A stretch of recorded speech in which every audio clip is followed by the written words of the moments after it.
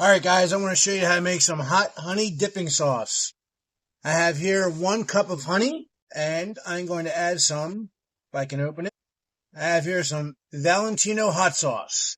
Alright, it's 1, 2, alright, I like that. About 3 teaspoons. And then here, I just have some store-bought honey barbecue sauce. Alright, now that you got that mixture pretty good, what you want to do is let it melt down, and I'll show you what it looks like when we get back. Alright, there you go guys, there you have it.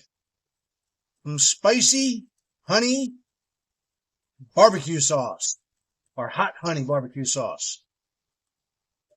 We put that on that fried chicken.